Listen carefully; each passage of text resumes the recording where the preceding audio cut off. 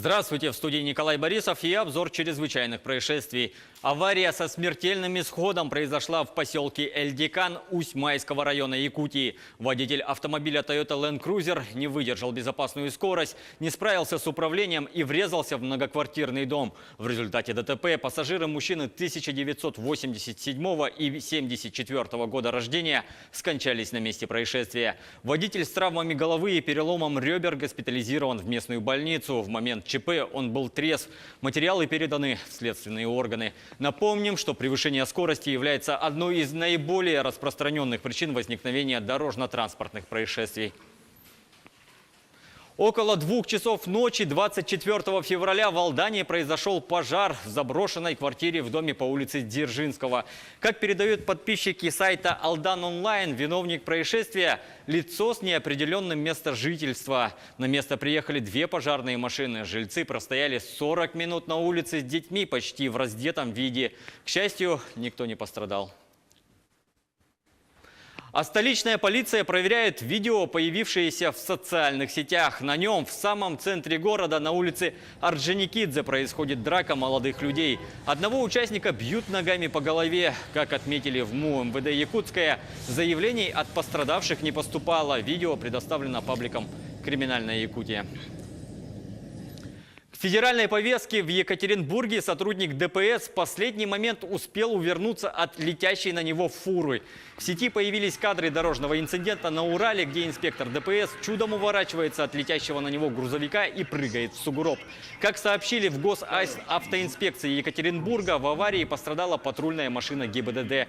На кадрах видеозаписи регистратора патрульного автомобиля видно, как водитель грузовика пытается притормозить из-за двигающейся перед ним легковушки. Полуприцеп заносит, а инспектор ДПС каким-то чудом успевает отклониться от летящего на него многотонного кузова.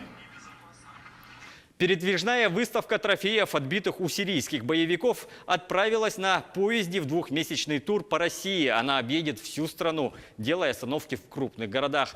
Подробности в репортаже Рейтер.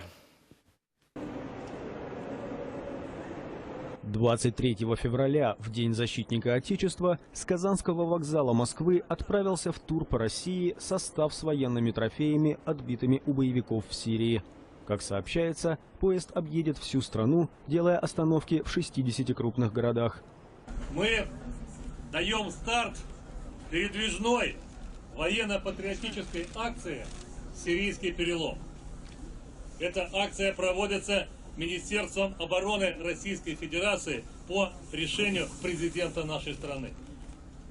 Отправляемый отсюда, с Казанского вокзала, состав с оружием и техникой, изъятыми у террористов в Сирии, преодолеет почти 29 тысяч километров. В вагонах и на открытых платформах поезда разместились свыше 500 экспонатов. Это образцы бронетанковой и инженерной техники, артиллерийского вооружения, бронеавтомобилей, холодного и огнестрельного оружия, самодельных взрывных устройств, иностранных рационов питания, экипировки и оборудования боевиков. Кроме того, посетители смогут увидеть работы военных художников и фотографов. Здесь все только реальное. Поэтому демонстрация этих образцов, произведенных в странах Европы, Америки, она прежде всего должна показать нашим жителям, да и гостям, все то, с чем мы сталкиваемся там, на территории Сирии. Акция завершится в военно-патриотическом парке культуры и отдыха Вооруженных сил России «Патриот» в Московской области, куда состав прибудет 27 апреля. В международной повестке ураганный ветер обрушился на хорватские города Сплит и Дубровник. Он валил деревья, переворачивал грузовики и срывал черепицу с крыш домов. Рассказывает Артем Сторонов. Аномально сильный ураганный ветер обрушился в субботу на Адриатическое побережье Хорватии.